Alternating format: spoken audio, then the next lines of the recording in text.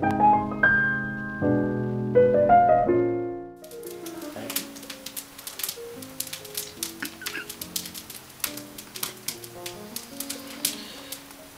times, as I stare into my crystal ball, I've wondered what would be in store for my Liberal Party after my departure.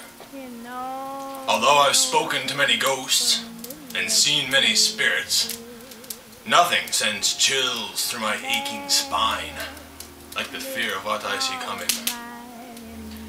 Now comes a man with style to make women's knees weak, and though I may sound bitter because I have never found love nor affection besides my dearest pooch,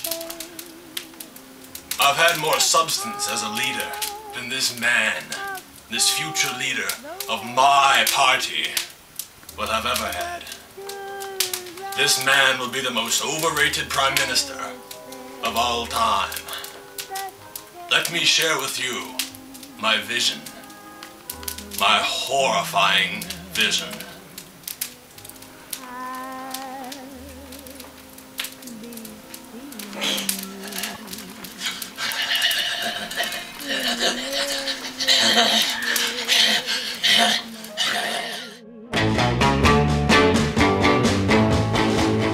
In the coming decades, a new craze will sweep the nation. It will not be rock and roll, the foxtrot, or a moving picture box, but instead an unprecedented public endorsement for a politician. And this man will have more charisma than Hitler, a smile more engaging than a sunset atop Mount Kilimanjaro, and will woo women and men alike.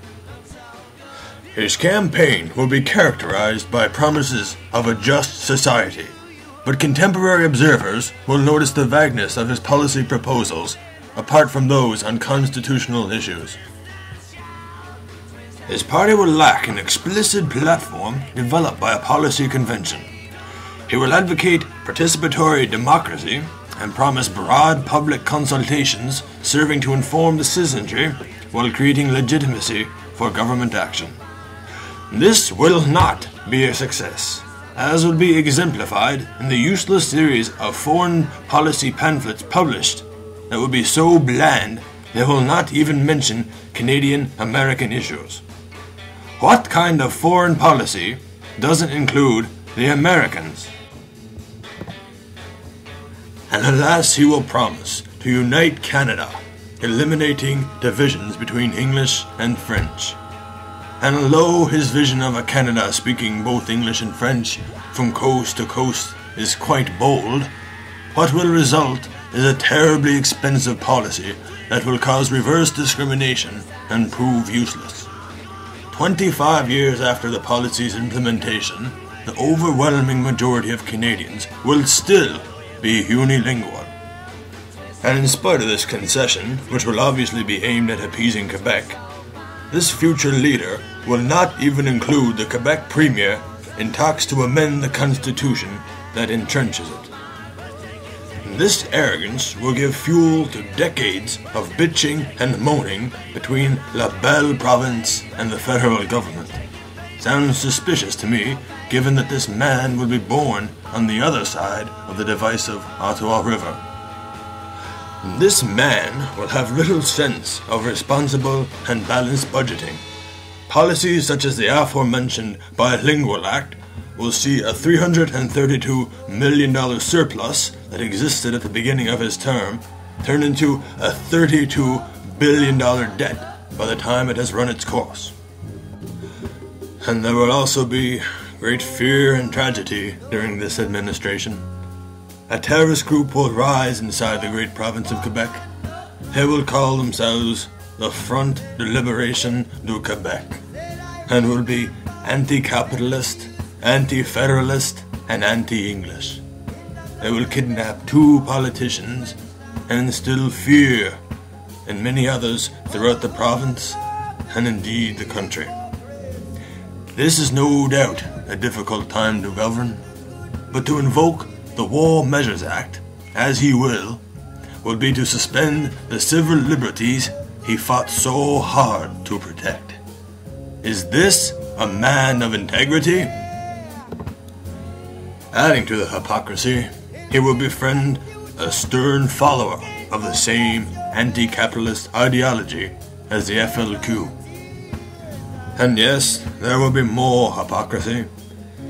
He will first oppose price and wage controls, saying to an opposition heckler, "Zap, you are frozen." But as time will tell, he will instate such controls, proving that perhaps his integrity is what really needs to be zapped. Don't shed no tears, no woman, no cry.